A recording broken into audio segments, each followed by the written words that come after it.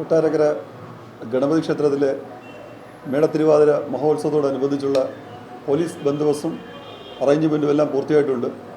ശക്തമായ പോലീസ് സംവിധാനം ഉത്സവത്തിൻ്റെ സുഗമമായ നടത്തിപ്പിന് വേണ്ടി ബഹുമാനപ്പെട്ട ജില്ലാ പോലീസ് മേധാവി സ്കീം തയ്യാറാക്കി അയച്ചു തന്നിട്ടുണ്ട്. അതിൻ്റെ അടിസ്ഥാനത്തിൽ മോഷണം തടയുന്നതിനും മാല പോലെയുള്ള വസ്തുക്കൾ മോഷണം ചെയ്തുകൊണ്ട് പോകുന്നത് തടയുന്നതിനായി മഫ്തിയിൽ വനിതകൾ ഉൾപ്പെടെയുള്ള പോലീസ് സംഘത്തെ പല സ്ഥലങ്ങളിലും നിയോഗിച്ചിട്ടുണ്ട്, ഡ്യൂട്ടിക്ക് നിയോഗിച്ചിട്ടുണ്ട്. എന്തെങ്കിലും ബുദ്ധിമുട്ടോ അങ്ങനെയുള്ള ഏതെങ്കിലും കാര്യങ്ങൾ ശ്രദ്ധയിൽപ്പെട്ടാൽ ഉടൻ തന്നെ തൊട്ടടുത്തുള്ള പോലീസ് ഉദ്യോഗസ്ഥരുമായി തീർത്ഥാടകർ ബന്ധപ്പെടേണ്ടതും കൊട്ടാരക്കര പോലീസ് സ്റ്റേഷനിൽ അത് കൃത്യമായി അറിയിക്കേണ്ടതുമാണ്. അതേപോലെ തന്നെ ട്രാഫിക് നിയന്ത്രണമാണ് ഏറ്റവും കൂടുതൽ ബുദ്ധിമുട്ട് വരുന്ന മറ്റൊരു ഭാഗം. അതിൻ്റെ അടിസ്ഥാനത്തിൽ 12/5/2024 അതായത് ഈ വരുന്ന ഞായറാഴ്ച വൈകുന്നേരം 3 മണി മുതൽ ആറാട്ട് ഘോഷയാത്ര ആരംഭിക്കുന്ന ആ സമയത്തിന് അരമണിക്കൂർ മുമ്പ് മുതൽ കൊട്ടാരക്കരയിലും തൊട്ടടുത്ത പ്രദേശങ്ങളിലുമുള്ള ഗതാഗതം ക്രമീകരിച്ചുകൊണ്ട് എല്ലാ പത്രമാധ്യമങ്ങൾക്കും കൊടുത്തിട്ടുണ്ട്. അതിൻ്റെ ഭാഗമായി ഓരോ സ്ഥലത്തു നിന്ന് വരുന്ന വാഹനങ്ങൾക്ക് ഓരോ രീതിയിൽ ഡൈവേർട്ട് ചെയ്തിട്ടുണ്ട്. അതിൻ്റെ ഒന്നാം ഭാഗമായിട്ട് നമുക്ക് പുനലൂർ ഭാഗത്ത് നിന്ന് കൊട്ടാരക്കര വഴി കൊല്ലത്തേക്ക് പോകേണ്ട വാഹനങ്ങൾ, പുനലൂരിൽ നിന്ന് വരുന്ന വാഹനങ്ങൾ കൊട്ടാരക്കര വഴി കൊല്ലത്തേക്ക് പോകുന്ന വാഹനങ്ങൾക്ക് ചെങ്ങമ്മനാട്ട് നിന്ന് ഇടതോട്ട് തിരിഞ്ഞ് വെട്ടിക്കവല, സദാനന്ദപുരം, ലാപ്പള്ളി, നെല്ലിക്കുന്നം, അമ്പലപ്പുറം വഴി അമ്പലത്തിൻകാല എത്തി അവർക്ക് യാത്ര കണ്ടിന്യൂ ചെയ്യാവുന്നതാണ്. അതേപോലെ തന്നെ പുനലൂരിൽ നിന്ന് കൊട്ടാരക്കര വഴി അടൂർ ഭാഗത്തേക്ക് പോകുന്ന വാഹനങ്ങൾ, പുനലൂരിൽ നിന്ന് കൊട്ടാരക്കര വന്നിട്ട് അടൂർ പോകുന്ന വാഹനങ്ങൾ കിഴക്കേ തെരുവിൽ നിന്നും വലത്തോട്ട് തിരിഞ്ഞ് പാലനിരപ്പ്, പാറക്കട വഴി മുട്ടമ്പലത്തെത്തി MC റോഡിലൂടെ അവർക്ക് വീണ്ടും ഗതാഗതം തുടരാവുന്നതാണ്. അതേപോലെ തന്നെ പുനലൂരിൽ നിന്ന് കൊട്ടാരക്കരയ്ക്ക് വന്ന വാഹനങ്ങൾ 3 മണിക്ക് ശേഷം വാഹനങ്ങൾ കോട്ടപ്പുറത്ത് യാത്ര അവസാനിപ്പിക്കേണ്ടതാണ്.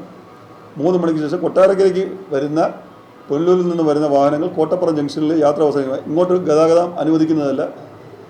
അതുപോലെ തന്നെ MC റോഡിൽ അടൂരിൽ നിന്നും ആയൂരിലേക്ക് വരുന്ന വാഹനങ്ങൾ, അടൂർ ഭാഗത്തു നിന്ന് തിരുവനന്തപുരം ഭാഗത്തേക്ക് പോകുന്ന വാഹനങ്ങൾ മൈലം വില്ലേജ് ഓഫീസ് ജംഗ്ഷനിൽ നിന്ന് ഇടത്തേക്ക് തിരിഞ്ഞ് ഗോവിന്ദമംഗലം റോഡ് വഴി സെൻറ്റ് മേരീസ് സ്കൂൾ വഴി കരിക്കത്തെത്തി വീണ്ടും MC റോഡിലൂടെ ഗതാഗതം തുടർന്ന് പോകാവുന്നതാണ്.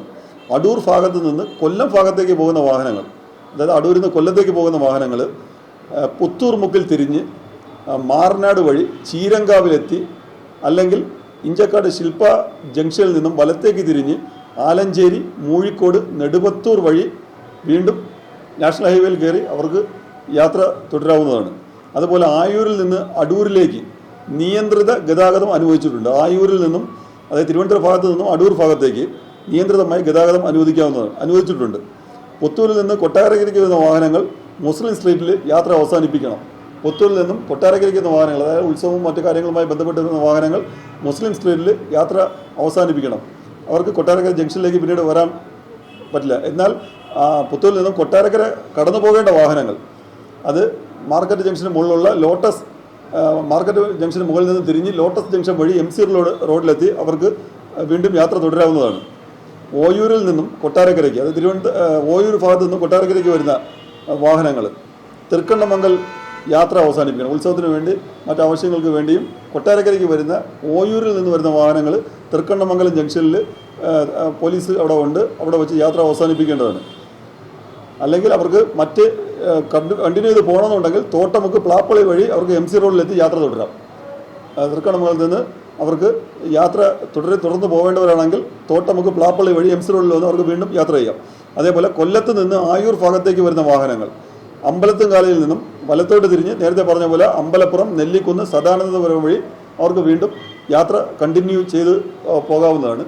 എല്ലാ ജനങ്ങളും ട്രാഫിക് നിയന്ത്രണവും ഇതായി ബന്ധപ്പെടേണ്ടത്. അതുപോലെ തന്നെ ഈ ഉത്സവ ദിവസങ്ങളിൽ ഇത് ഉത്സവ മേഖലയായിട്ട് പ്രഖ്യാപിച്ചിട്ടുള്ളതിനാൽ മദ്യപാനം, മദ്യക്കച്ചവടം തുടങ്ങിയുള്ള എല്ലാ പരിപാടികൾക്കും കളക്ടർ നിയന്ത്രണം പാടില്ല എന്നുള്ള ഉത്തരവ് ഇട്ടിട്ടുണ്ട്. അതുകൊണ്ട് മദ്യം ഉപയോഗിക്കുകയോ മദ്യം വിൽക്കുകയോ മദ്യവെച്ച് പ്രശ്നമുണ്ടാക്കുന്നവർക്കെതിരെ നിയമ നടപടികൾ സ്വീകരിക്കുന്നതാണ്.